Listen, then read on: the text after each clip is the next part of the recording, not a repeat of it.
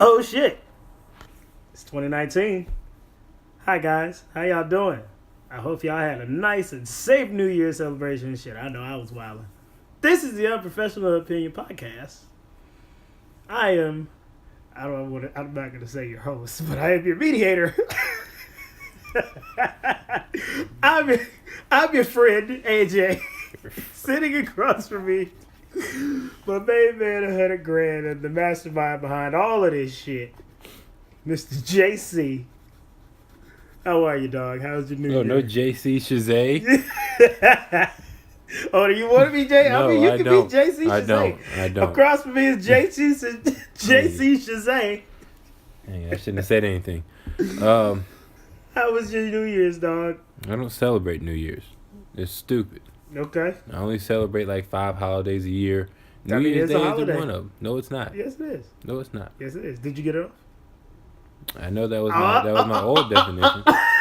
That was my old definition. All right. Okay. But New Year's Day has a different thing. Did you get it off? Because I'm going off of the criteria. I believe Okay. That we will win. Unprofessional Opinion, episode 11. All right, what do? We say the things you won't. And ask the questions you don't. You know how long we spent trying to come up with a consistent what do we do? That's amazing. You came up with that one on the fly too. On the fly. That was hard. It's hard, man. That was hard. I fucks with that. Recapping. 2 guys, 1 podcast, and no rules, niggas. No. Except Episode number 11.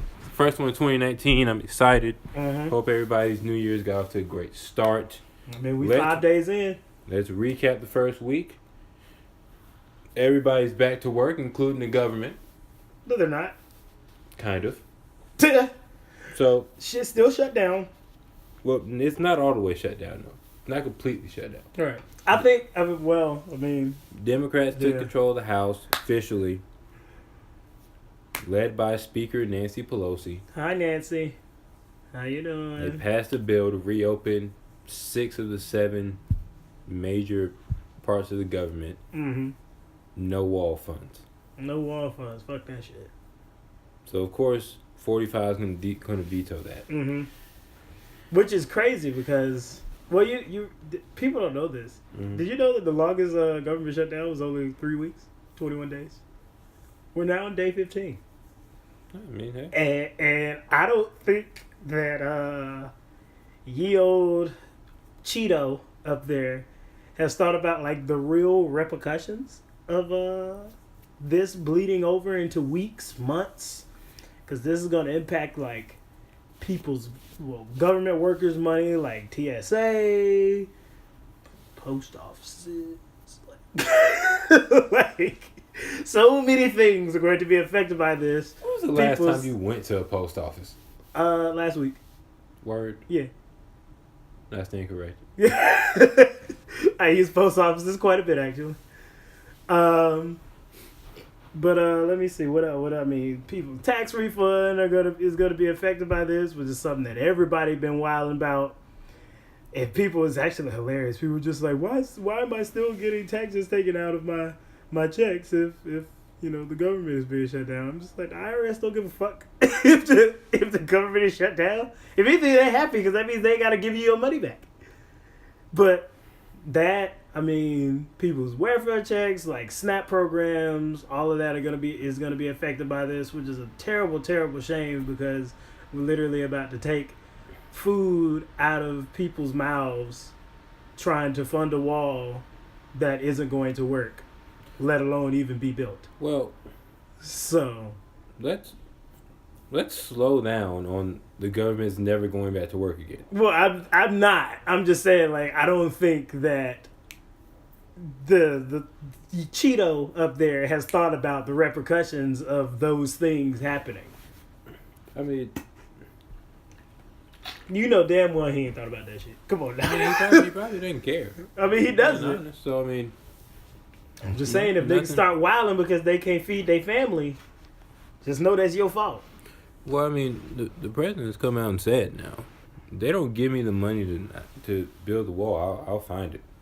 So if that's I mean, if that's where his head is at, then I don't see the government shutdown lasting too much longer. Right, it'll but probably like, pass the 3 where are you weeks. gonna find the money though? Is my question. I mean, where we find all the other money? Print it. There you go. like, this isn't new. Do you think that he's actually thought about printing money though? To build the wall? Yeah. Yeah. I don't know if he's. That's why he's about trying printing. to get rid of people at the Fed. You keep raising interest rates, the dollar becomes more and more costly to lend money to the banks. Mm-hmm. Man, that makes it a lot harder for me to go get my funds the way that I want to go get my funds. Mm-hmm. So, just say it. Print me money. Bring some new niggas in there. Bring that interest rate down to 1%. Right. Bring it back down to where it was essentially zero. Right. And then government bonds. Right. CDs. So, But yeah, I mean, it's very interesting to see what the Democrats are now doing, but they're taking the conservative approach. Because remember, we talked about it last year. mm-hmm. People were like, we not feeling Nancy Mm-hmm. being the Speaker of the House. And they Mm-hmm. were like, we not fit to vote for her. And then they was like, all right, Well, let's listen this time. we're gonna take the strategy of letting Trump walk himself into getting out of the White House in 2020. Mm-hmm. Whether or not that works remains to be seen. It might work. Well, I mean, because the thing is, if realistically speaking, the wall is not happening, do you still think that he still gets in with his fan base if the wall doesn't happen? it all depends on the economy. And Yeah. we see that the economy is. I mean, The economy is uncertain at best, it is quite unstable at the moment. and We don't know what the fuck is going to happen. that's fine. But it's That is not fine. it's kind of like for Trump it is. Oh, okay. Because Trump operates in chaos. If Facts. everybody knows that everything's going downhill, then he's out of there. But as long as there's a little bit of hope, right? Because if he keeps creating positive job gains and the unemployment rate stays low, his constituents, his base, Mm-hmm. doesn't understand that could be misleading. Right. Smart people like us do, but the dumb white woman won't. Right. So, Support our troops. I mean, it's just, but I tell you, one thing that's not going to help the Democrats' case is if Elizabeth Warren is their nominee. Is their nominee. She has officially announced that she's running for president in 2020. Her and all 1/128th of her Native Americanness. Okay. I would say that I'm surprised, but I'm not. She's probably got the Native American vote. You serious? I mean, That's funny. I don't really have much to say about that other than she's probably going to lose in the primaries. I don't know to whom. Probably to if Cory Booker officially announces. I think they'll back Cory Booker. I think that is the political story of 2019 for me though. What? Is who do the Democrats? Who do they back? Who do they pick as the person that can defeat Trump? Right now, and then think about it. Who are the? Because those are the only two people from the Democrats that I've really heard about in terms of a presidential race. Well, Bernie's gonna run. I did not know that. I mean, he hasn't announced officially, but come on. So it's gonna be Bernie, it's gonna be Warren, and it's gonna be Booker. But I mean, I Those think are there's the gonna be three. a lot of other people coming out the woodwork. That's okay. Because Who do you have any names that you could think of? I don't have any names that I can profile. Okay. And they can either go one or two ways. I think the Democrats are gonna go with somebody that's relatively young, Mm-hmm. some sort of minority. Whether You it's think a they're gonna try to go woman, Latin? A black man or woman, maybe even. I mean, they could do old Beano from from Texas. Mm-hmm. But you know, it depends on how they read what happened in 2018. Now have triple digit number of women in Congress. Mm-hmm. You know, and I've always gone on the record and saying I don't think a woman can beat Trump in a political campaign. Mm-hmm. You can't because you're a woman. I mean that sounds so awful. I mean I know it sounds awful, but because women are wired in a way that you can't just talk about me, you can't just belittle me, right, for months and months on end, and I can't do nothing. Right. Like that's what happened to Hillary. Like you could see Hillary just got flustered. Like Trump just kept disrespecting her. Right.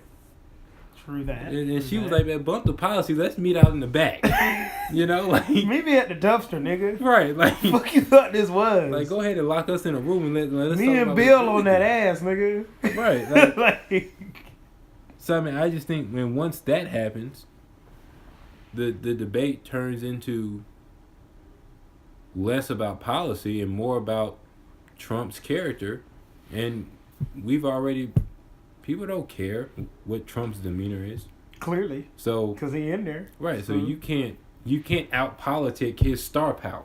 Mm-hmm. So I think that you have to go with a man to get Trump out of there. So it depends on what they do. You have to let Trump beat himself like he's doing right now. Yeah, like you gotta go with the policy approach. Like you don't try to go the slander way. Don't try to go the star power way. Yeah, like there's nobody in the Democratic Party that has the star power to beat Trump. Like, yeah, there will probably be lots of celebrities or whatever that are gonna try to come and endorse, and that's great and all, but y'all gotta stick with the policy, because the reason why Trump won last time was because there was nobody who was going with policy at all, except for maybe Bernie. He was too radical and too old and all this other twos, and he lost. Along with, the DNC being too gung-ho for Hillary. So it's just like... Well, I told you, moderates win. So Bernie's not a moderate. Right, and so it's just like y'all have to stick with the policy, because when it comes down to it, Trump is not going to be able to talk policy. But with all that being said, right, a lot of really progressive politics got them control of the House. True. So see, that is that balance in that, where it's like, okay, the really, really left got us in there. Right. So we got to go with the really, really left to get me in the White House. But I think you got to go progressive moderate. Like yeah, you're moderate, but you're left of the moderate. You're in the left spectrum of moderate. Like not quite wildin' per se. Yeah, I mean, there's no such thing as completely moderate. You're either moderate conservative, moderate progressive. Right. So, right. But see, that's right now the only person I can see that has that is Joe Biden. And we already know that I'm not voting for Joe Biden. Why are you not voting for Joe Biden? What did I tell you? He spent 8 years as the vice president. Mm-hmm. And I always he just looks, the way that he carries himself, he's always a couple minutes late to the meeting. He always knows a little bit of the story. He doesn't know the entirety of what's going on, but he knows just enough to where people can't call him out on not knowing what's going on. Right. And he's too old. I mean, he'll be 80 or something. Like he's Trump's age. I mean, I'm not doing that. I mean, hey. So if it comes down to it, because it comes down to it, who do you think? No, it's too early. It's too early. We gotta let some more people declare. We'll come back in July. We'll definitely come back in July. And we'll talk about that. What's going on? Because I'm pretty sure they're gonna start hitting the campaign trail about that time. So. Yeah, that's true. We shall see. Let's talk about weed. What about it? What's your core of weed this time? I don't have a core. Yes, you do. I don't. But it seems to be the only thing that the two sides of government can agree on. Mm-hmm. Is we want to legalize weed. Now let's figure out how we can best do that. Random aside, did you know that like basically in all forms of religion, all like a lot of the religious experiences that people have and all the stories are all connected back to like taking drugs? To like use of psychedelics or weed or things of that sort. Like they're all connected back to use of those substances. A lot of those experiences. Not the religion that I study. No, yes. Yes. I mean, I would love for you to show me some. I will happily some scripture where I will happily pull up. They the tell research. me that Moses was high when he saw the burning bush. That would have been some shit. He would off the shrooms, off the Zans. No. Anyways, okay. So the government, what about it? They try to figure out how to legalize weed. Cool. I'm trying to figure out. Are we really wrong about weed? Right? Is big cannabis fooling us? Big cannabis. Okay, well, keep going. I want to hear thoughts. More. Because you have right now you would have two major quote unquote drug legalization in America right now. It's alcohol and tobacco, right? Mm-hmm. Big tobacco kind of fooled us to think that smoking wasn't that bad, and now it's like if you smoke you will get cancer, right? But that was also the way earlier time with like no research.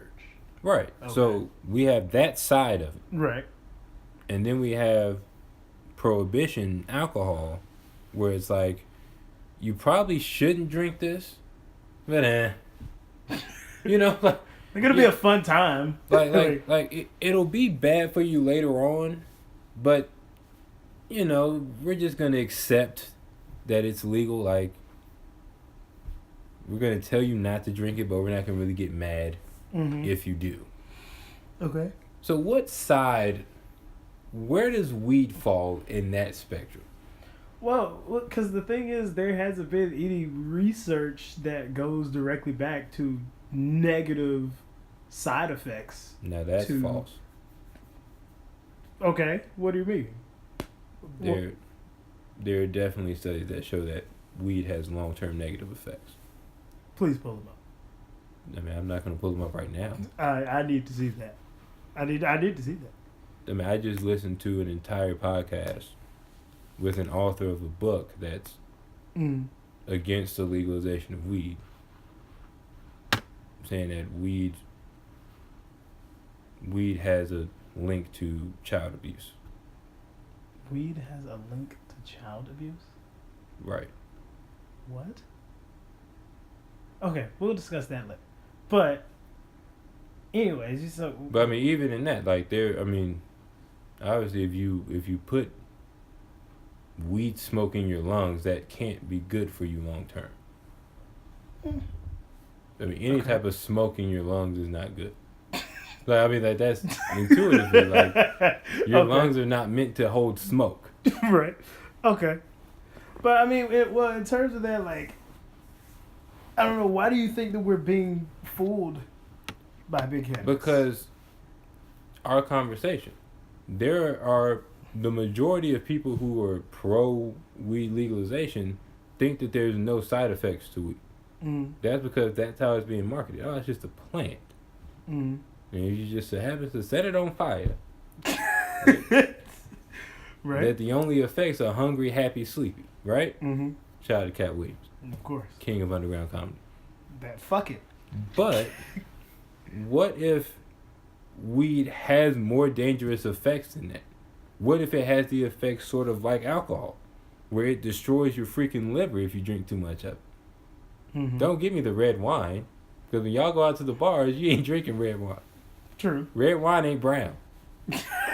Right? And it ain't white. Right. It ain't clear either. So, right. So it's like, is it closer? If it's closer to tobacco than it is to alcohol, do we really want to see weed legalized? I think weed in itself might be of its own spectrum, just because like I said, I've been under the belief, and I've also read information where it's just like weed does not have these terrible side effects as you're saying. Also, I mean, I would love to check out this book and some of the studies. I mean, I'll send you a link to the podcast where I heard it. Right, because I've also like read about some of the methods of these studies and the way in which the weed is used is kind of like, okay, when you're literally smothering someone with nothing but weed smoke, yes, of course bad shit is going to happen. So, I don't think it's nearly as the same as tobacco or alcohol. Simply because we know, like, but it would be used the same, right? As we use tobacco and alcohol. Because you don't use tobacco or alcohol for cataracts or for pain relief. But you still talking about medicinal use. We know, like, let's keep it a buck here. Mm-hmm. We know that a lot of people that smoke weed aren't smoking weed for pain relief. Mm-hmm. They're smoking weed because they're casually smoking weed. Okay. It's like you casually smoke a Lucy. Mm-hmm. It's like you casually drink alcohol. Right. So the use would be the same. Casual use, yes. For the majority of people. Right. And so I think the difference is, in fact, in the fact that there is a legit medicinal use for it. I don't think that. Right. If it's only being used for medicinal purposes, then you're right. But I don't think we can sit here and say we can't use it recreationally simply because it has to be intended solely for medicinal purposes. I agree with that. So, but what I'm saying is, is the number of medicinal purpose worth the potential risk of letting an entire society use it whenever they feel like it? And do the entire society know what you're doing to your body 20 years from now by partaking in that whenever you feel like it? And to that, I would have to say, I don't think it would be fair for us to say no to that when we already have tobacco and alcohol going crazy for the past how many centuries legally. Right. So I don't think that we can say, okay, we can't legalize weed because of XYZ when, like, even though it has good ABC and bad XYZ, when we have alcohol and tobacco, which we know are basically solely like bad consequences come with using those. Right. So would it be righting a wrong though? Would it be like, okay, we've messed up letting tobacco be legal and alcohol be legal. Let's not make the same mistake with cannabis. I don't think it would necessarily be that because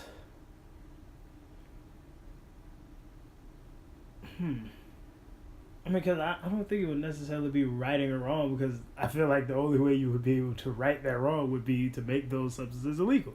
But then we've seen how that works out already. And in this day and age, that damn sure ain't going. I mean, it didn't work back when they didn't have technology. We got technology now. It basically ain't shit gonna change. That being said, I don't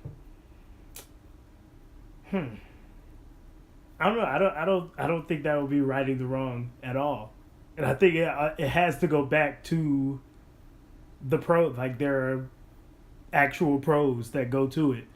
And I would have to see if there are pros to it outside of medicinal use. So I personally have not done an extreme amount of research into that particular use of it. But well, see, I don't know. I don't think that would necessarily be such a fair argument against it. So let me rephrase the spectrum. Okay. So we have tobacco on one side of the spectrum. Mm-hmm. We have alcohol somewhere on this side, and we have opioids. I think that would be like a triangle. On the exact. Well, it's going to be a line for this. Oh, it's a line. This model. Okay. So because we got alcohol. So we got alcohol on one end and tobacco on the other. We have tobacco on one side, opiate on the complete opposite side, and then we have alcohol somewhere in the middle. Right. Right? Because you have opioids that we know is bad and it's illegal. And nobody is talking about it. Legalize crack. Nobody's doing that. Okay. Right? But we have tobacco that is maybe equally as bad for you, but it's completely legal. Right. And then we have alcohol, which is legal. Maybe it's not as bad as tobacco or opiates, but it's legal. So where would you put weed? Would you put weed? Well, I wouldn't put it on that spectrum simply because of all of those, none of those have positive things that could come from using them. You damn sure can get nothing positive from tobacco. You ain't getting nothing positive really from alcohol other than a great time maybe. And then, well, I mean, but that goes back to, because I think one of the complications in the legalization of weed argument is that you can put cannabis in a bunch of stuff. Mm-hmm. You can like cannabis and hemp, and they can be used for plenty of things. Like CBD oil is used plenty in health treatments. Exactly. So and it's like people use it for lotion, for all types of other shit. So that's what I'm saying. So like alcohol, I mean, you can use rubbing alcohol. Rubbing alcohol is fine. Just don't drink. I mean, yeah, but so like that's you drink that and you'll die. But there's a lot of things that use alcohol in it too. But that's like all the extracts in what you cook has alcohol in it. Right. But then when you think about if you say, okay, we've messed up with tobacco and alcohol, do you make everything that uses alcohol illegal too? Because that's one of the sticking points in the cannabis argument. Okay. True. Well, in that case, I don't know. Well, I mean, in that case, then I guess you would have to use that same argument to make weed legal per se, because it's just like if there's plenty that uses alcohol that can be used for good, and we have plenty more with weed that can be used both on a, because it's definitely used for some things in food, and then also for, health purposes. I mean, there's an entire equivalent to chop that uses nothing but weed. Mm-hmm. You have to use weed in every dish. Mm-hmm. No, I'm not eating there. But it's delicious.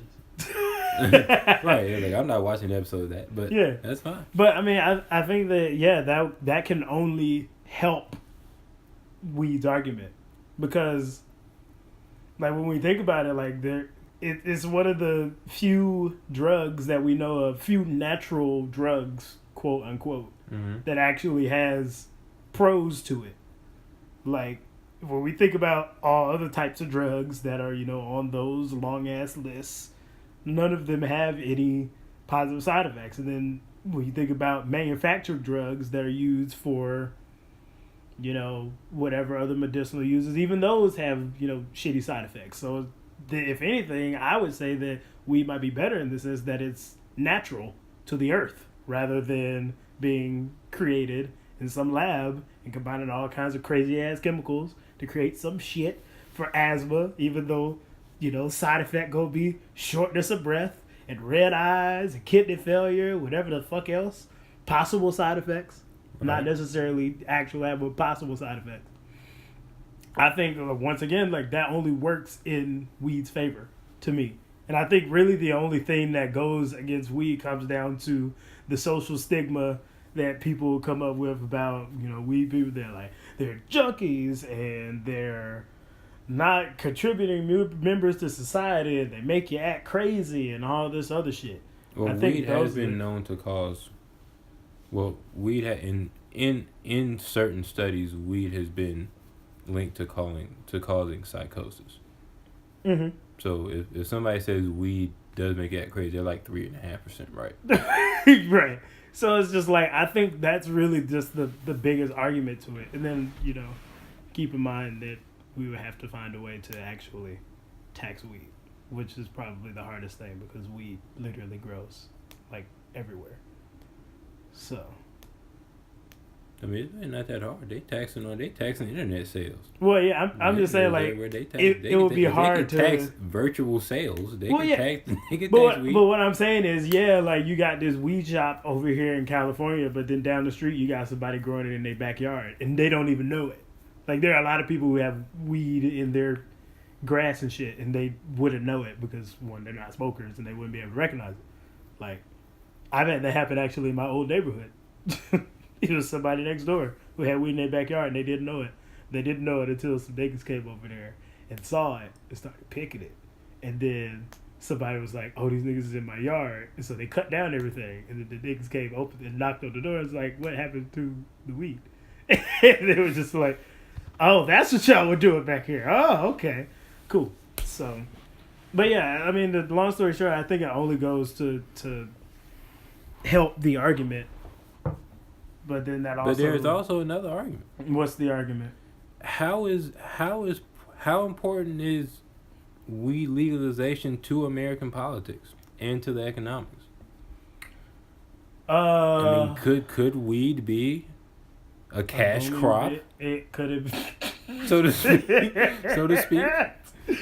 Well, yeah, but so to me, I kind of it's kind of iffy for me because yeah, like you want weed to be legal, but then like if you start putting it in this, you start putting weed in a situation where it's starting to be manufactured in these like big ass company feel kind of like tobacco, and they Big start cannabis. and they start spraying the shit with pesticides and all this other shit that taints everything that it's about. And now you're adding all these other chemicals that probably could introduce the side effects that we actually think might end up causing some of the shit that we see in these studies. Because when you think it's just like, well, that could be induced by a chemical that's not actually even native to what hemp or cannabis actually is. That might be something that we introduced to try to make some shit stretch out.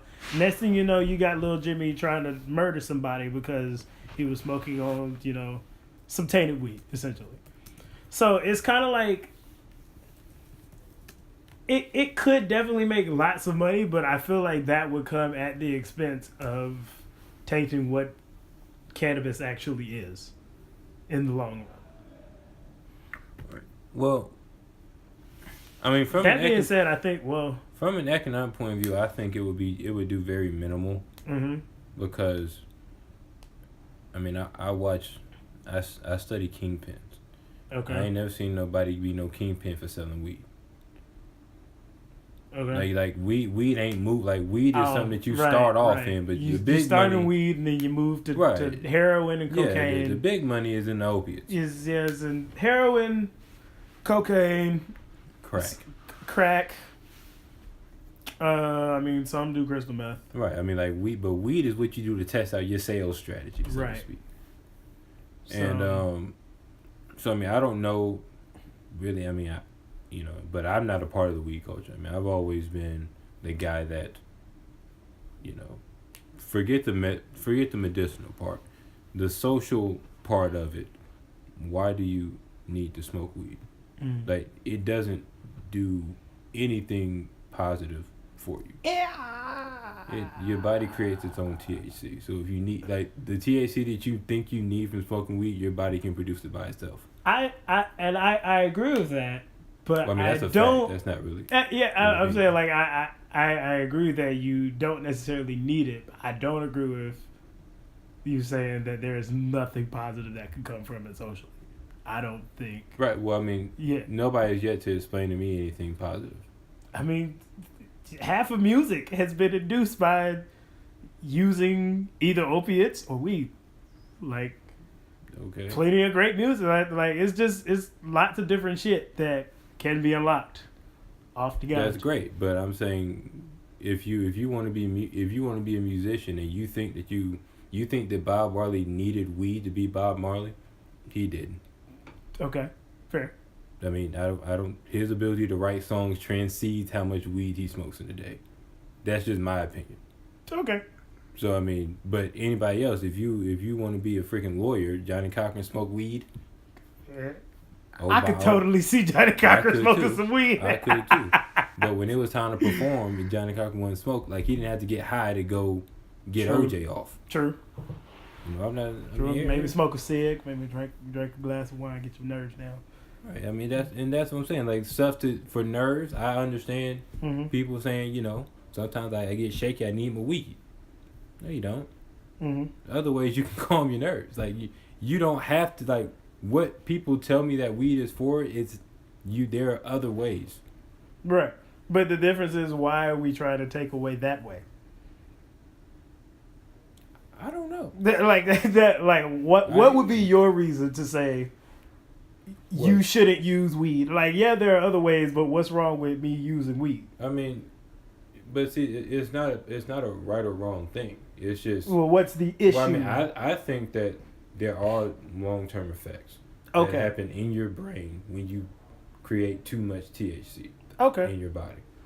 So, yeah, it might not affect you now. You might feel good now, but when you're 45 and you can't remember anything, because that's what weed does. It chips away at your receptors in your brain that create synapses. So when you can't remember your first name because you smoked weed for the last 20 years, that's an issue. Okay. Man, we need to look some more into these studies. Anyway, what they done found out. Let's move from a country that's trying to build a wall to the country that already has one. China production is slowing down. This is a great segment right there. That is a dope one. The first good one in 2019. Oh, man. China production is slowing down. Apple has had to cut its forecast, blaming China production. Chinese production slowing down in the manufacturing. I mean, hey, y'all shouldn't have relied solely on China's mass production to be able to build your phone. Well, the reason that this is a bigger deal than Apple is because that's where the majority of the money we owe. That's where it comes from. That's where we get most of our stuff from. Right. That's where we export most of our stuff from. So if they ain't producing, they ain't making no money. They can't buy our stuff, and we can't buy their stuff. Right. Uh-oh. That's bad. It's not good. That certainly sways us towards the this is bad side of the economy being unstable. Oh, let's go back to weed for a second. We forgot to answer your question. So, politically speaking, do you think the Democrats are going to push for weed knowing that people our age like to smoke it? Like, would that sway you politically? It's like, okay, somebody, this guy's pro weed, I'm definitely gonna vote. That'd be great, but they shouldn't. Okay. They definitely should not do that. Like, I agree. Like that would just... Weed is not a big issue. Yeah, like that would literally just be them pulling at straws trying to get, some support. Like, that... Nah. Like, that should be something that can be addressed maybe in the second or third year of a democratic president. So you're saying if they legalized weed and Trump says, "See, I can work with both sides. We passed weed reform." Don't you do this. Okay. Don't you do I just want to make sure. Don't do this. We out there. Okay. Come on. I'm paying attention. Come on. Okay. All right. So let's go ahead and go back to Beijing. Yeah, that's not good. You never want things to slow down because the economy as a whole, the global economy is starting to slow down. Definitely. Which is never, it's never great. Right, but when we say slow down, does that necessarily mean, yeah, because if you're not making as much, you're not making as much. So. I mean, the economy grows every year. Let's go ahead and get that out of the way. Yeah. But some years it grows faster than others. Right. As you have new people enter the workforce and people get out of the workforce, right, you have more people entering, then the economy has to grow to provide jobs for people. True. So that people can make money that adds to the GDP. So if it slows down and the population is going up, somebody's entering the workforce and there are no jobs available. Now, according to some people, then that person has to sell weed. But wow. But according to other logical folks in the room, that's fucked up. I mean, that's just, then that person, has all, I mean, if you're a college student and you're coming out and you have student debt, you need a job right out of college. True. Because Uncle Sam don't care that there's no jobs. Right. I sent you a bill that needs to be paid on the 15th. It's the 15th and I don't have my money. Come here. I'm going to get it one way or another. Exactly. Yeah, so, I just want people to be on the lookout. Because a lot of people, especially in America, because we're Americans, and we make people do what we want them to do, that our economy is just one of many in the globe. If you don't understand the global economy, stuff start going wrong. Mm-hmm. Don't look at, they took my job and sent it over there. Yeah, because it's all one economy. Right. Where was I at? Oh, speaking of Apple. What did they do? No, nothing. Because they had to cut forecasts, so they're not making as much. And they won't lower prices on anything, which probably would make them make more stuff. But who am I? You know. Do you think if Steve Jobs was still alive, that they would be bringing? Well, one, they might not even be in this predicament. Steve Jobs was alive. I don't think anything would be marketably different from Apple. Right. I mean, they probably have like cooler Better stuff. phones. They probably have better phones. But it would. But Steve, I think Steve Jobs knows. If they had better phones, they would cost more than they do now. True. Okay. Oh yes, that $799. This phone is 5 times better than that $1,500.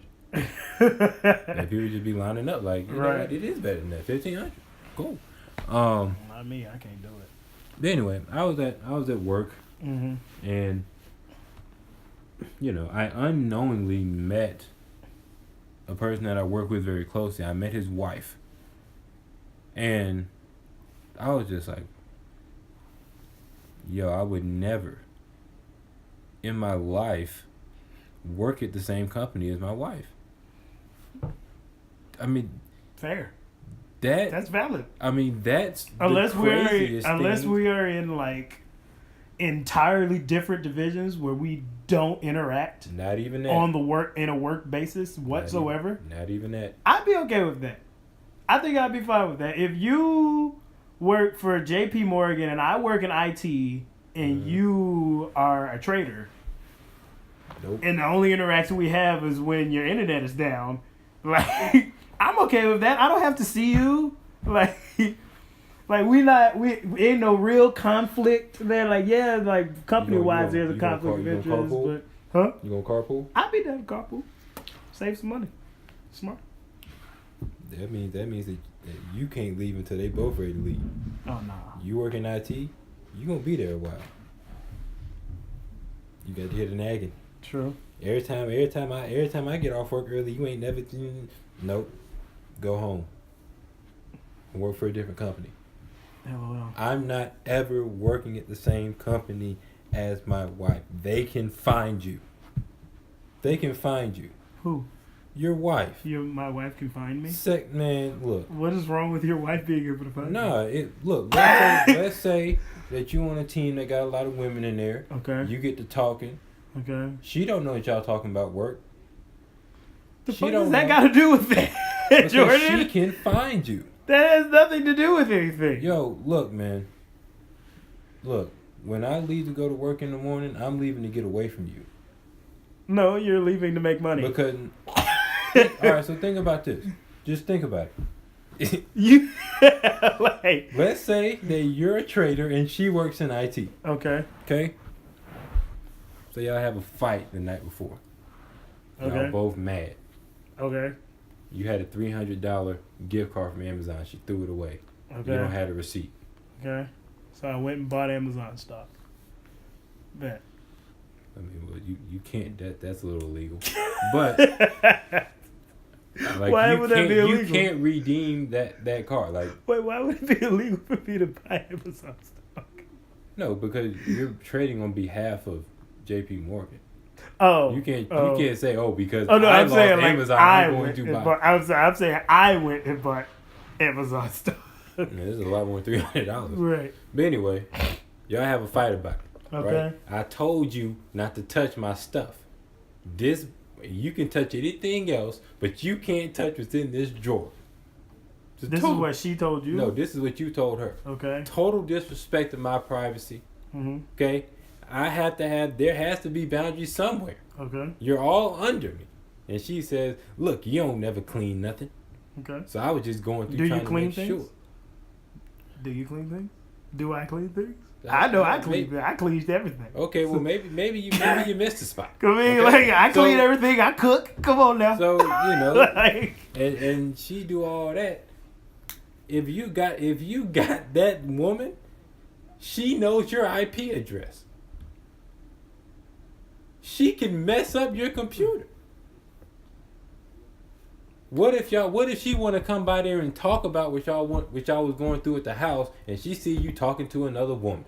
Come on, dog. If I'm You dealing don't with want that stress. if I'm dealing with a woman that's going to stress me out in that way, we don't need to be together in the first place. Right, and you definitely don't need to work at the same time, right? But that's it. That Right. is indicative of a much larger issue. Right, but it comes up. But we can't. That's what you can't It use comes that. up, though. We can't use this microcosm as part of It the. comes up. But it's part of a much larger issue that should have been addressed long before y'all even got them jobs. Is what I'm saying. If you that insecure to be mad at me because we had an argument and I'm talking to my coworker, That's why a lot of companies do not allow intercompany relationships, because if some stuff hit the fan at home, you're going to bring it here to my place of business. That is never a good idea. that's not a good idea. It's not. It's a terrible The plan. only way I can see you working at the same place as your wife is if y'all have your own business. And even then, she's handling something completely different than I'm handling. That's what I'm saying. But that's different than you're saying you're working at J.P. Morgan and y'all both are working together. We're not working together. No, We're you're working in different departments. I'm saying that I if handle she this works, and you handle if that. you work at J.P. Morgan and she works for the J.P. Morgan Foundation, Okay. that's okay. Because that's a different building, that's different stuff. You don't have anything that requires you to come over here and talk to me when we at work. You work down the street from I do. I'm cool with that. No way in the world. I remember working at McDonald's and she can go through the drive-thru whenever she wants. No. No way. No way, Jose. What's next? Come on, dog. You know, I mean, there's validity in that, but you totally blew that out of proportion. I'm not blowing it out of proportion. That's real. That's real life. That's real life happenings. People bring things. I don't know. Maybe from personal life, people bring things that happen at home to their place of business without the other person being there. If I know the source of my issue, I know where that person's desk is. That's a problem. I don't think that's a problem. I don't think that's a problem. I don't think that's a problem. That's a problem. If y'all are good, if y'all are, so that's why I say it's indicative of a much larger issue. That's all I'm saying. No. That's all I'm saying is that it is definitely Because indicative every relationship of a has much larger issue. Every relationship has issues. Every relationship has issues. Of course. Right. Of course. So that's when work comes into play. Because we can leave the issue here and we can go work and then we can come back. That's how you cool off. We go get this bag real quick. And then we can come back and discuss this and see if the extra bag don't change the issue. What are we talking about? But see, now if we chasing the same bag, see, now that's the issue. Right, We get this because bag. we keep running into each other. Damn, I just saw you. LOL. That is terrible. Anyway. Moving on. You're saying that that's not a big problem. I'm saying I don't think it's a terrible problem. I'm saying that it's a huge problem. I don't. It depends on the nature of the relationship. I mean, I don't think any relationship can survive. I think.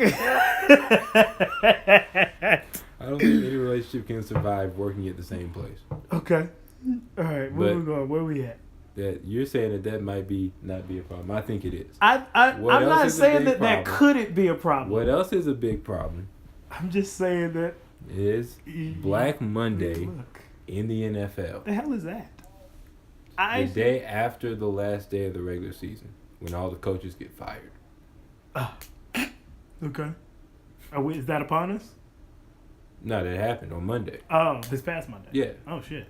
Playoffs happened yesterday. Playoffs started yesterday. They got fired on the 31st? Damn, that's crazy. They went into the new year with a departure letter. That's so trash. That's a terrible way to start 2019. You know? Holy shit. Yeah. So, you know, as every year, this topic comes up because the NFL has 70% black players. Yeah, because I was definitely about to say we've discussed this plenty of times. And now there are only 2 black head coaches, 1 black general manager because the other one retired. Mike Tomlin and the coach for the Chargers, Anthony Lynn, I think his name is. Mm-hmm. But there were 7 last year. Really? And 5 of them got canned. Well, what teams did they play for? Arizona. Garbage. Yeah, but he was only there for a year. Oh. Well, were they worse than the year before? I mean, I don't know. Okay. But I mean, they didn't get a whole lot better. Okay. The Jets. Garbage. They've been garbage for 20 years. The Broncos. Fired Have they their been coach garbage? who was. Have they been garbage? I think they've been garbage. They've been average. They won a Super Bowl 2 years. They won a Super Bowl Peyton Manning's last year. That was what, 2016? Yeah, that. Have they been good ever since? Was he the head coach of that team? No. All right. So have they been good ever since then? I also have not been watching NFL, so I might be biased. I mean, but I ain't heard nothing about no Broncos since that win. You could argue that it's not his fault that they're not as good as they need to. They don't have a quarterback. That's on John Elway, the GM. It's not really. I thought they had. Who's their backup? Well, now they have Case Keenum. Was that was Peyton's backup? No. Who was Peyton's backup? It was Brock Osweiler. He was terrible. Oh yeah, because Peyton came back and played in the Super Bowl. Exactly. I remember. Okay. That's funny as hell. How you play in the Super Bowl? Fired Marvin Lewis, 16 years. Unfortunate. Even though they haven't been that great, but. And then there was one more, and then not to forget, Hugh Jackson got fired for Cleveland. They canned him in the middle of the year. Right. But they're the only team on that list that got significantly better in the past few years. In the past 2 seasons. The past 6 weeks. Yeah. Like, Hugh Jackson was just not a good football coach. They somehow turned into a what? What are they? 7-7, 7-8, something like that. I think they ended up being 7-8-1 this year. Much better than like damn near 0-16. So no, they did go 0-16. Yeah, no. But was that last year or the year before? It was last year. 0-16 was last year. They went from 0-16 to 7-8-1. I mean, that's drastic. Right. But, since there are all these openings, right? Random aside, how good do you think Baker? Do you think Baker could end up being all-time great? He's a monster, but do you think he could be like all-time great? I think Baker is the kind of guy who you need to put a lot of stuff around because of his size. Mm-hmm. So you stuff around as in like an O-line or right? Like I think you gotta have an all-time because great that's O-line how. there. Well, I don't think you have to have all-time great, but he's a lot like Russell Wilson without the mobility factor. Mm-hmm. Like when Russell Wilson had 3 solid receivers in Marshawn Lynch, they were in back-to-back Super Bowls, and the defense was really good. Right. You start stripping everything away. I mean, Russell Wilson still get you to the playoffs, but you can't quite. Right. True. So I mean, I think Baker's one of those guys. You think it's because of his size? How tall is he? 5'11", maybe. Okay. Are most quarterbacks like super tall? I mean, people want tall ones. Okay. I mean, because I know the 6'3", 6'4". I know the one that when I think of big quarterbacks, I usually just think of Ben. Yeah, Ben's big and he's got mass. But, I mean, Brady's 6'4". Okay. Right. Peyton Manning was 6'5". Right? Okay, that makes sense. Like Drew Brees, same way. Like Drew Brees, is a different animal though. Drew Brees is just he just different. Aaron Rodgers, is he like super tall? 6'2". Okay, but the same. He the best. But he's different. But he the best. Luck. Okay, Luck, true. 6'4". So I think people want those type of guys. Okay. But back to the coaches and stuff. So obviously Mike McCarthy from the Packers gets fired. Mm-hmm. Dirk Cutter for the Bucks gets fired, and a lot of these guys, the white coaches who are getting fired, are just getting interviews for these other jobs, and the black coaches aren't even getting considered. That's where it comes in, where it's like, the most egregious example is the Raiders. What happened? Well, they hired their new GM, Mike Mayock, who used to be an analyst on the NFL Network, and he, because of the Rooney Rule, they had to interview somebody, a minority, and they interviewed a minority, and he just didn't have any type of shot. Mm-hmm. The he interview didn't have any type of shot. Like the interview he was didn't know a what the joke. fuck he was talking about. No, they knew who they wanted to hire before they interviewed the black guy. Mm-hmm. So they didn't go in with an open mind. Right. So I think it might have the interview itself was a joke. They asked some very generic questions or how's your family? What is the Nichols deal? Right. Well. Would you have traded walk us through Right, would you have traded Khalil Mack? Mm-hmm. Something like that. Can you walk us through an I-form? And so a lot of people they here they are calling racism because you have a lot of white coaches who haven't proven anything that are still getting opportunities. Mm-hmm. And you have a lot of white coordinators who never coached in the NFL. Mm-hmm. Right? Cliff Kingsbury, who's now the OC at USC, is getting NFL head coaching opportunities. Wait, you mean the same guy that sucked at Texas Tech? Mm-hmm. Why is he able to coach an NFL team all of a sudden? When you have people like Jim Caldwell, who won a Super Bowl, black guy. Mm-hmm. Well, Jim Caldwell got to the Super Bowl. He never won it. But he was the OC under Tony Dungy when they had Peyton Manning. When Tony Dungy won his Super Bowl, when they beat the Bears, Lovie Smith. Yeah, so he won the Super Bowl.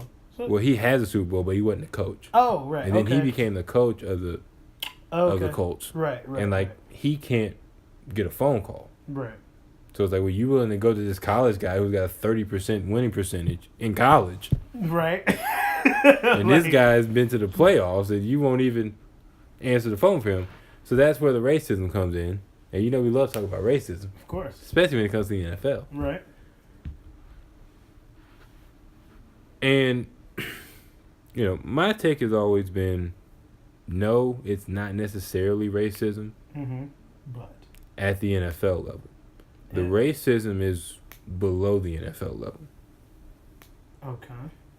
Right? Because if you go look at all these coaches, especially the black ones, Marvin Lewis, Vance Joseph for Denver, Todd Bowles from the Jets, Steve Wilkes from Arizona, they're all defensive-minded coaches. Indeed. We live in a league that wants points, right?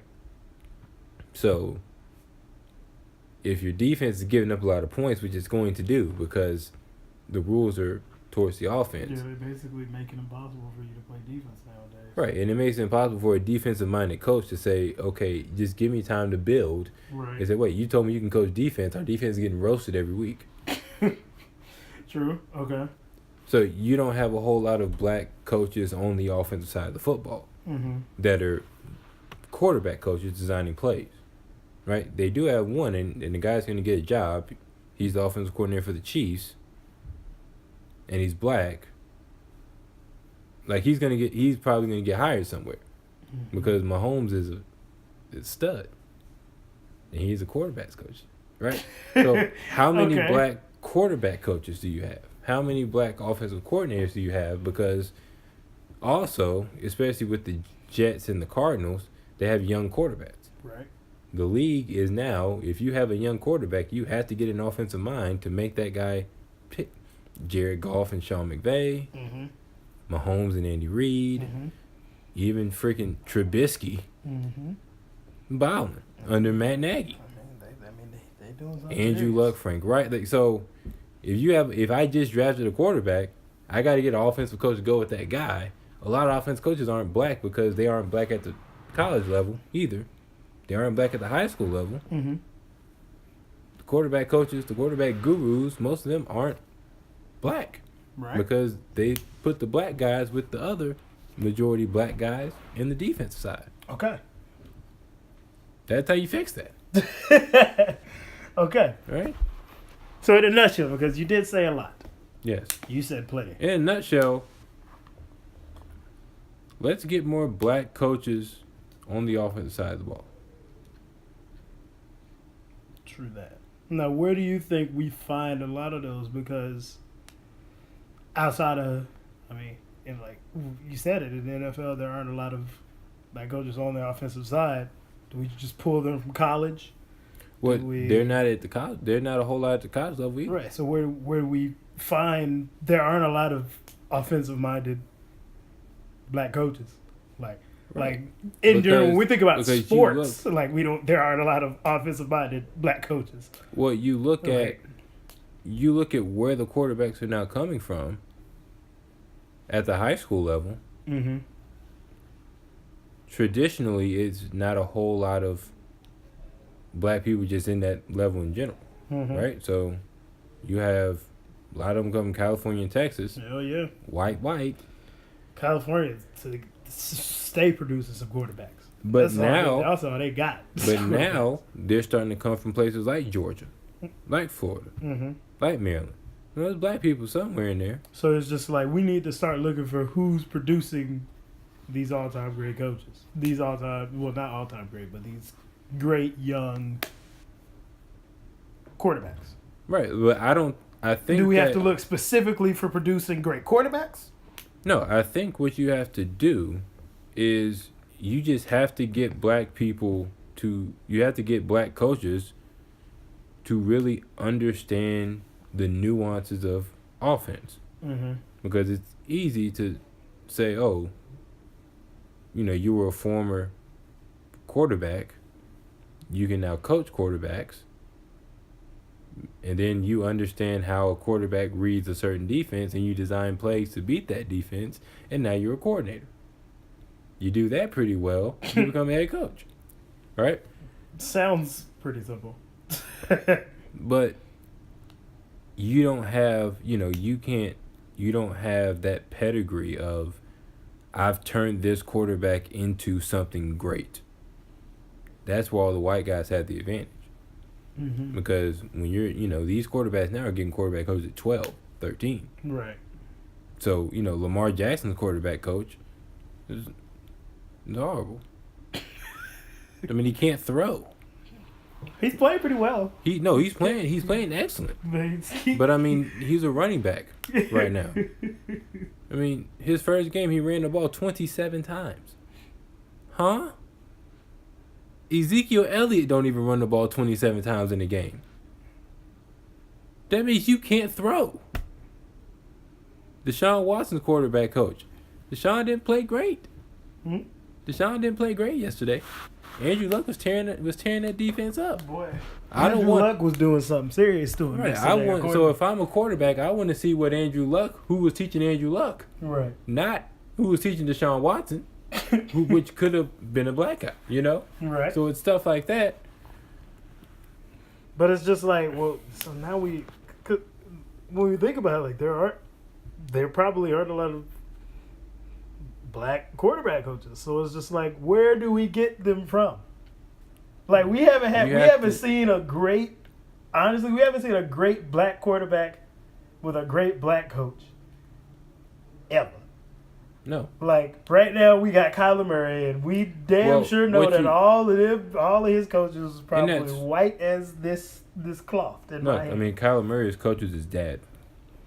Oh, so maybe we could get him to the NFL. But I mean that assumes that Kyler Murray goes to the NFL, right? Which he may not. I mean, for all we know, but no, what you do is he's a beast baseball player, right? Yeah, he was number 9 overall pick. That nigga nasty. Anyways. But what you do is you do what the now black offensive coordinators do. You attach yourself to people with that pedigree. Mm-hmm. You don't have to have the pedigree, but if you know the guy that has the pedigree, right? Like you can learn that pedigree. Right, the OC from the Chiefs, Andy Reid. Who's Andy Reid coached? McNabb, Favre. He comes from the Bill Walsh system. Steve Young, Joe Montana. So if I can get that knowledge from you, I don't need to have a guy on my name because Andy Reid is just as much of a play caller as this black guy. I forget his name because he has a long last name. And I don't want to mess up a black person's name. Right. That'd be weird. That'd be wrong. Right. Wrong of you. Exactly. So now, but I don't think that the black coaches are understanding it. Right. True. Love talking about racism. Damn, that is crazy how literally, like, I think even in basketball, like all of the black coaches are all usually defensive minded. Like, when we think about it. No, I think in the NBA it's a little bit different. Who are some offensive minded black coaches? Well, most of the coaches that are black are mostly former point guards. Mark Right. Jackson, Earl Watson. And most of them are big on defense. Yeah, that's true. Like, I can't think of any, because like, even, super offensive minded. What's the guy named Fizdale from the Knicks? Mm-hmm. Mike Brown is mostly defensive. But even then, they all attach themselves to a pedigree, except for Mark Jackson. Right. I mean, because like I was thinking about Mark Jackson. I was thinking about former coach of the Raptors, Dwayne Casey. Yeah, Dwayne Casey, big on defense, even though they couldn't defend LeBron, but big on defense. They didn't have like tools to Byron defend Scott, even when they was trash, he was still big on defense. Like defense, but I mean, back in the day, defense did win championships. it did. Like It doesn't anymore, but that's fine. you got to have a little bit of it now, like just Right. a tad. Yeah, let's go from sports Well, to another trade. what? There might be an America-Russia prisoner trade. LOL. So the Russians have detained an American citizen They just detained a charged fucking him. tourist. with espionage when he was Mhm. there for a wedding. Right.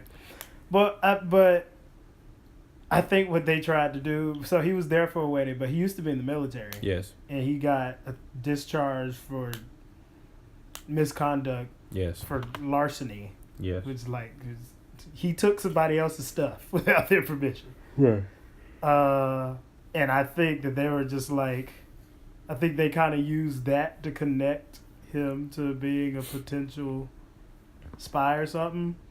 When like we have like a known spy, like we for sure Right. have a known Russian spy here, and so they just detained the city. It was just like, look, y'all can give us our actual spy, we'll give you this regular guy back, and we know it'll look worse for y'all because y'all care about that type of stuff. We don't. Exactly. So that is the sticking point there. that is literally Should we care enough about this natural citizen that's not a spy to do what it needs to be done to get him back? And that's a very interesting question because, I mean, hey, get that man home.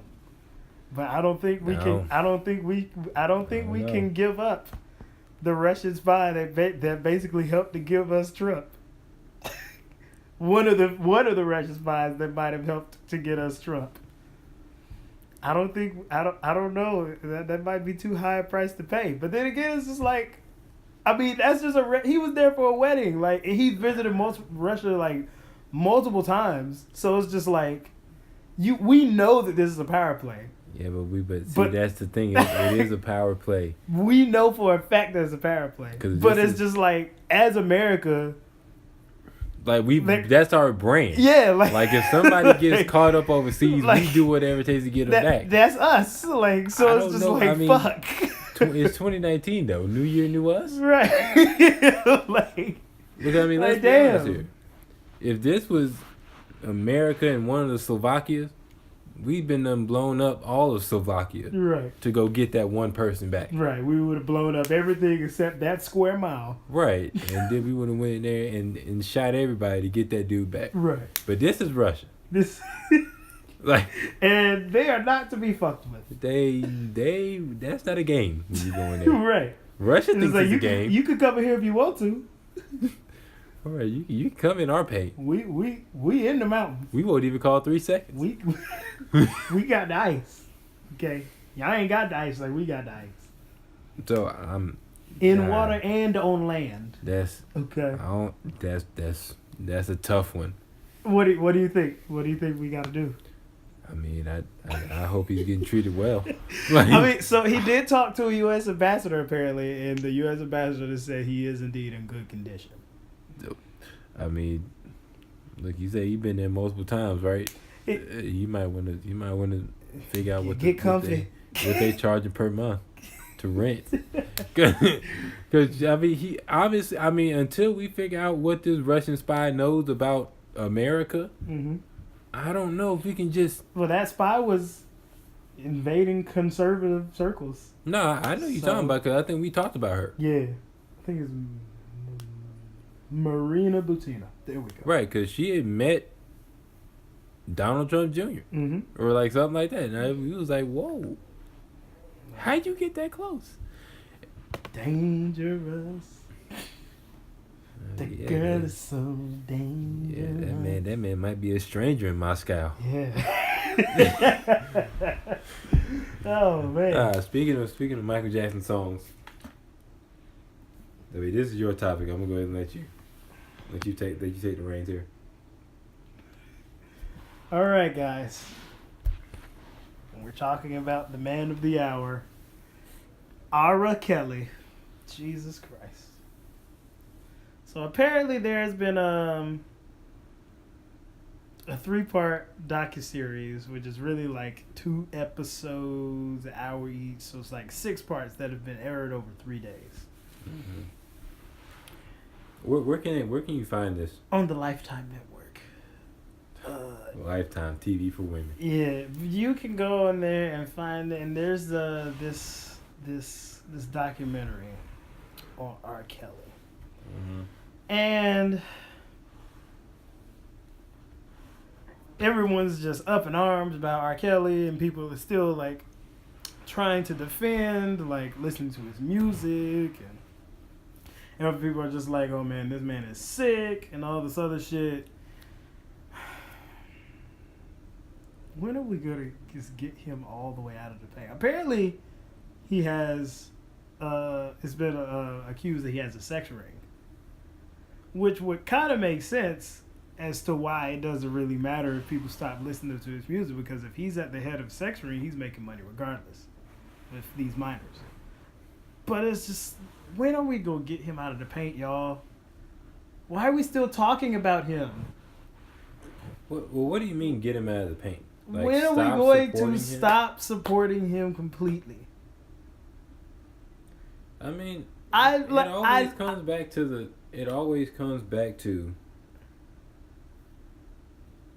you know, there's the artist, and then there's the person behind the artist. Now,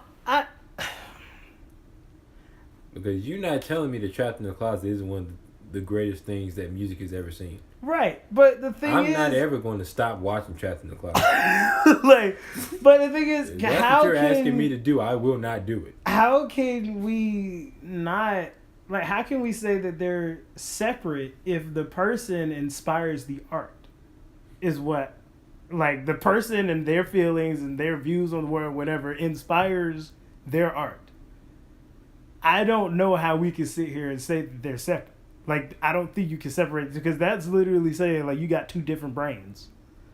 There's one brain that does all my vices and whatever the fuck, and then there's this brain that makes music.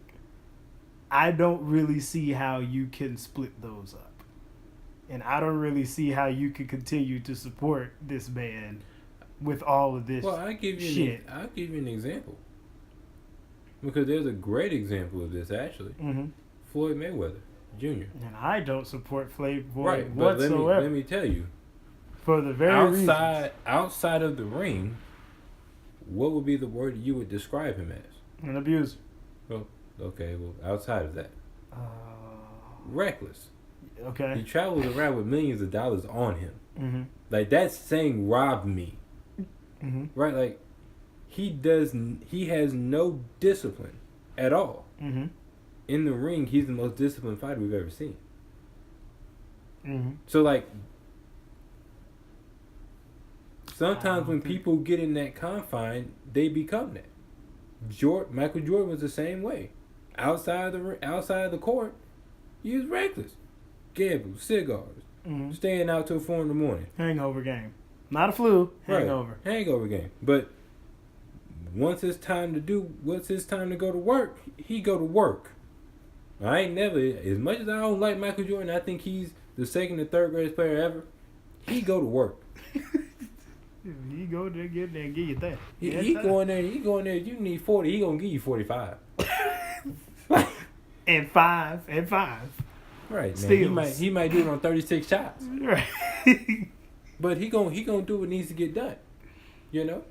So I can see the argument that you say, you know what, outside of the booth, when it's not time to create music, R. Kelly is just a whole. But here's the thing of beast. But when it's time for R. Kelly to produce music stuff, he's produced.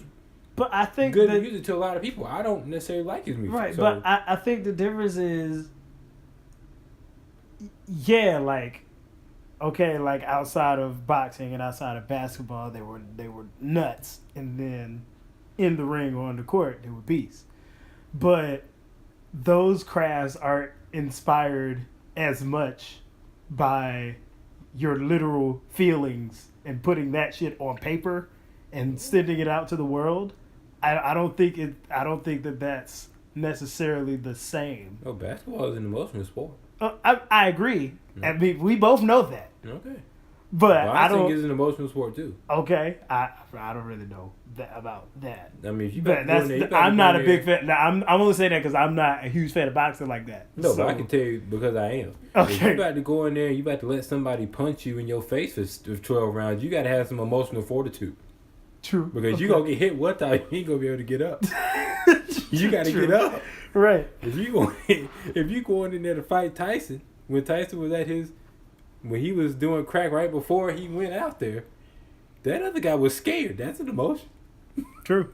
But I don't think it's the same thing because it's literally like the songs that you're creating are being inspired by the events that the events you're going through and the things you're doing on a day-to-day basis. Well, do we know that about R. Kelly? I mean, I can assume. I don't think we can say it's not a very, very strong possibility. Right. I mean, I agree. I agree with what you're saying. I believe that a lot of his music, especially in the 90s. Right. We already talked about You Are Not Alone, about that being, the woman claiming that was about her and their miscarriage while she was in high school. And he was a grown man. Well... Or something like that. But how old is R. Kelly? He I would think late 40s. He's 51. Oh wow! So that lady is now 41. Mm-hmm. Who said that? Right. So if she was in high school. Yeah, you was a grown man. He was a grown man. Yeah, you was already married. Man. That's what I'm saying. Like, I don't think it's the same because it's literally like all the shit that's going through. Like, I'm putting it on paper and I'm releasing it to the world. Like, it's different from basketball where it's just like all of it that I got in me, I'm putting it in, giving this nigga buckets. But like, you can't dissect somebody giving you buckets. You can dissect some lyrics. You can dissect buckets. you can dissect some lyrics. And so I'm just like, I don't really understand how we can sit here and continue to support this and even talk about this man in this capacity anymore. And then it's just like, I haven't even watched the whole thing yet, but I'm just like, why are we still here? How is this still a discussion at this point? Like, this is still been going on for 30 some odd years. And I mean, because he's a king, like, he's the king of R&B. And that's the thing. Like, the thing that's really blowing me is just like, who is impenetrable? Who can be canceled? Who can't be canceled? All this other shit. It's just like, why are we not holding people accountable for their transgressions?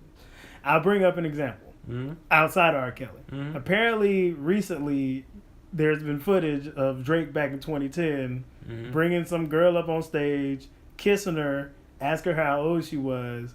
She said she was 17, which means underage. He heard that, kissed again, fondled her breast. Said all this is on video. I think I've seen this. Yeah. You know goddamn well Drake is not. There's no way in hell that Drake would be canceled No. for that. For like at all. I give you another example. Not even Apparently there's some images of like Rihanna wearing R.Kelly inspired clothing, taking pictures with R.Kelly, all types of other stuff. You know goddamn well ain't nobody for the cancel Rihanna. Well, for what? Just in general. Like, yeah, people would be like, okay, someone would look Well, like, if it were to come out Rihanna's that... different because Rihanna was America's victim for about 17 months after she got her head smashed in by Chris Brown. A lot of people ain't gonna let that go. True. I mean, but see, shit, Chris Brown is yet to live it down. But they cancel Chris Brown. They keep canceling Chris Brown. Right. Every time, it's like, you remember when when you ever like really wanted to beat somebody up, and like you put them down and just like you wait for them to just start to get up, then you hit them again and start like that's what we did to Chris Brown. Every time Chris Brown want to get up, nope. Yeah. Oh, that was pretty good. No, it wasn't. It's horrible. Beats women. Yeah, I think that's just my main thing. It's just like, why are we still talking about this? I mean, why are we not in the mode of getting... And that's the thing. Like, it's just... Why? Why are they so beyond reproach for their actions? Because they're great, man. Because they're great. Yeah. I mean... You know, and I think, honestly, we don't want to cancel R.Kelly. Nobody wants to. I would hate to cancel R.Kelly because me personally, I love his music. But I can't sit here and ignore the fact when you get down to the nitty gritty of it. I would say maybe 80% of his catalog is probably inspired. Probably all of it. All of it is inspired. Trapped in the Closet is not. Okay. So 99% of his catalog is inspired by being a pedophile. Right. How can we support that? Because I don't think by listening to R. Kelly's music you're necessarily supporting R. Kelly. Yes, you are. You're putting money in his pocket so that he can keep his sex ring and his pedophile ways going. Yeah, but I don't think when you listen to Step in the Name of Love, you're not saying, yes, R. Kelly, here's my money. You're saying, I'm supporting good music. But you're still giving him your money. Right, but how many things do we give our money to that isn't good? Facts. So you want to dissect everything. Facts. We had an alcohol conversation. What did you just say? Not a whole lot of good that comes from alcohol. Yeah, you're right. How much money do you give big alcohol? I would say so like you're not. But when you consume alcohol, you're not supporting alcohol. You're supporting your good time. True. Maybe some people the same way. And I don't know if this is the same way. A lot of people are doing certain actions where R. Kelly is just noise in the background. Let's just come on now. Come on now. We know what 12 Play was about. True, but it's I just don't understand. I had to remove him after just reading. I read a list of his accusations of everything. I mean, honestly, that shit was horrible. If we want to be real, I was done with R. Kelly when I found out he married 16-year-old Aaliyah. Mm-hmm. I said, yeah, that's not for me. No. And that's the thing. Like, I didn't really know a lot of the shit that was going on until recently. Like, I had heard, but I didn't know in detail. Like, he's been getting accused of this basically his entire adult life. Even before he got famous, he was getting accused for this shit. Like, this shit is nuts. But I mean, damn. What if he is sick though? I mean, don't you want somebody? Don't you support somebody and get better? And that's the thing. Like, we would love for him to get better, but it's just like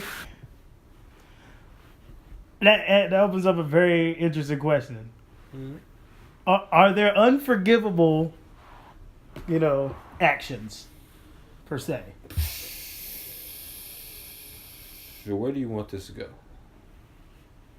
I'm just asking. In a spirit, in the spiritual sense, from what I study religiously. No, we ain't talking about religion. Right. Well, I know where you're going with that. There's only one unforgivable offense, which is blasphemy. Okay. Other than that, I believe everything else can be forgiven. Okay. but outside of religion, like No, I mean, other than blasphemy, mm-hmm. thinking that you are God, Mm-hmm. everything else can be forgiven. So in that case, you can't forgive Kanye For saying what? that I am a God. No, he said I am a God. He didn't say I am God. That he's Jesus. Right. I mean, he's also Yanni. Right. So. But I'm playing. But like you think murder? Would you forgive for murder? You personally? Me personally, like if you were the judge, would you forgive for murder? Well, see, now you're talking about forgiveness and justice. Do I think people should go to jail for life for murder? Yes. Mm-hmm. Of course I do. But if somebody murdered someone in my family and they were given life in prison, me holding on to that would do what? True. So then forgiveness isn't about them, it's about me. Okay. So I asked that because it's just like, yeah, he might actually be sick. But at what point do we get to let's get this man help to okay, we need something's actually wrong with him and there's no saving him. No, I mean, I get it. Like, if you want to say that R.Kelly isn't trying to get better, like, he's just saying, this is who I am, and I'm going to keep... I would definitely agree so. It's been 30 years. Going, I mean, but if you're saying I'm done with him because of that, and I won't forgive him because I've said that you needed help, and you know that you need help, and you're not going to do it, then you're a lost cause. I'm with that. Mm-hmm. I've been on that train. True. But then Trapped in the Closet come on. And why is there a but then? Like no, I'm not saying but then Trapped in the Closet come on and everything's okay. Mm-hmm. I'm just saying but Trapped in the Closet come on, it's not like I'm not finna watch it because R. Kelly is a pedophile. I don't like when Trapped in the Closet come on, I'm watching something that has never and will never be done again in music. Mm-hmm. I'm watching history. I'm not watching a pedophile. True. It's just a real shame. Just the entirety of it. Boy, just one of the greatest musical minds to ever do it, and his legacy will forever be tarnished. Huh? I mean, that's for you. But yeah, like his legacy will forever be tarnished by pedophilia. I don't think that it will, because if we're not gonna get him out the paint, and we still talk about how great his music is. Mm-hmm. I mean, we've not exactly swept it under the rug, but it's 30 years in, and we just now saying, "Oh wow, this is bigger than we thought." But his legacy's already in stone now. Mm-hmm. Nothing he can do can change 12 play. Chocolate Factory, TP2. I had to remove all that shit from my library and get rid of all of it. I mean, I ain't gonna lie. I still got I Believe I Can Fly. I hate you. I still got it, bro. I'm not ever and the world's greatest, which leads me to my soliloquy for the day. Okay. I'm gonna take it back. I also might have to. I think I'm gonna add a little bit and piece on the end of your soliloquy. Right. See if I can wrap it around. This is something that I have been thinking about. You wrap it around. So, also, what happened this week is LeBron James declared himself as the GOAT. People didn't like that at all. Look, rightfully so. People didn't like that at all. No, hey, if y'all don't like it, come beat me. Right, but I think there's, in your prime form, I'm giving you 50. Amongst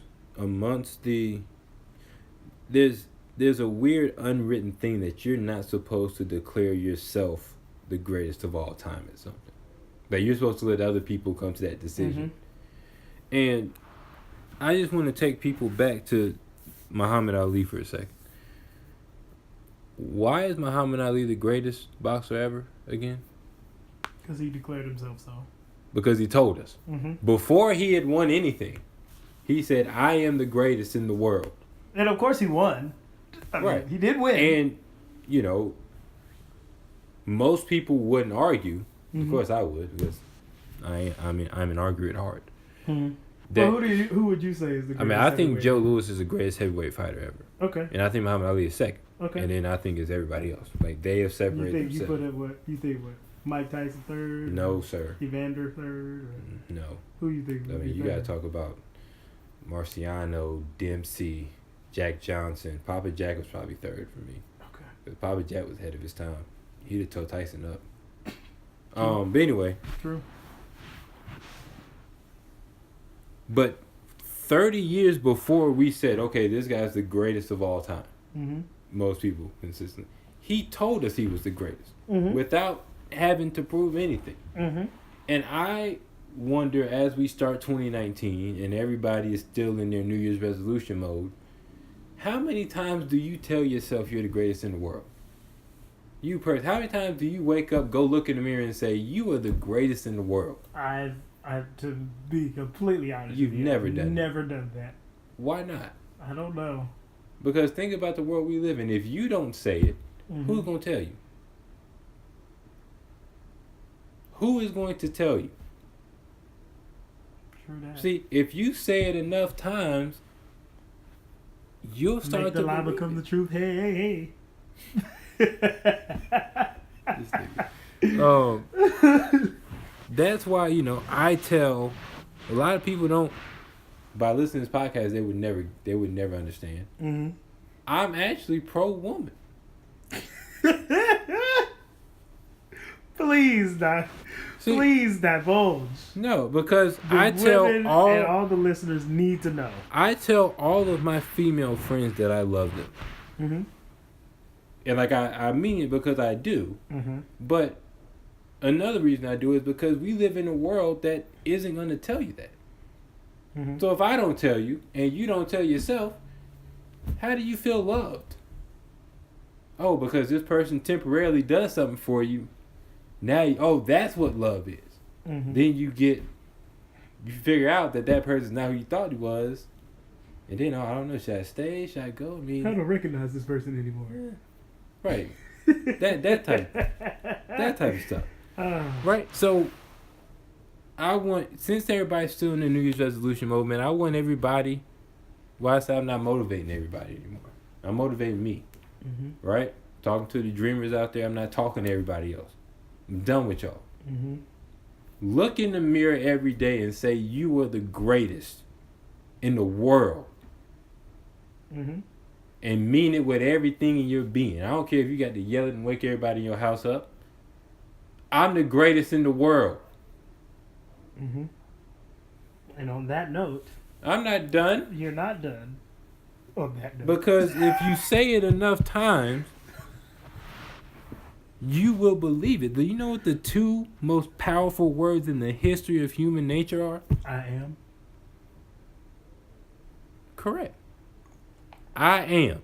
Whatever comes after I am, if you say that and you believe that, you will become it. Your brain does something crazy when you say I am great and you believe it. You'll start to do things that you would never do. Hell, I mean, you saw me step into my purpose just a few weeks ago when I said I am a singer and songwriter. Exactly. That shit Once you started doing it, then your brain said, "Oh, that's what he's trying to do." That shit turned me all the way the fuck up. Oh, that's what we're trying to do. And now, when you write, you just write now. You ain't got to think about it. Mm-hmm. You just do it because he said, "Oh, songwriter, singer, that's what they do." Mm-hmm. So I want all the people out there that's trying to go get it, Mm-hmm. look in the mirror and tell yourself that you are capable of doing whatever it is you're trying to do, and watch how easily you do it. That's facts right there. So on that note, you got something to add? And on that note, I will say there's a very, very interesting concept that a lot of our parents taught us that goes so much deeper than we would have ever thought. Talk to me. And it goes a little something like this. You have not because you ask not. When it comes down to it, it applies to everything that we do in life. Everything you want, you have to ask for it. And not necessarily asking other people or whatever the case. when it comes down to it, asking yourself, asking God, whoever it is you praise to, ask for it. You want to be the greatest? Ask to be the greatest.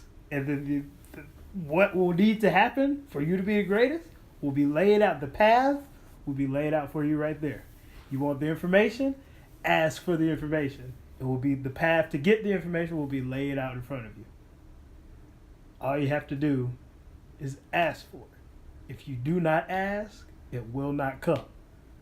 So say that you are, and then the path will open up in front of you. And on that note, I am AJ. That's JC. Shazay. And this is the Unprofessional Opinion podcast, where we say the things that you want and ask the questions that you don't. And we'll catch y'all on the block. Well, actually, we won't catch y'all on the block for the next couple weeks. Because AJ is going on a little 3-week trek. Oh yeah, I'm going over. We may be able to squeeze a little MLK Day podcast in on that Monday. Yeah, we might be able to do that evening. I'll let you know when I land. Yeah, I'll be down for that. That may be a thing, but we may definitely need to make that happen. But yeah, so for the next couple weeks, we won't be seeing y'all on the block. We'll let y'all know. It'll be back. There you go. We'll see y'all on the block.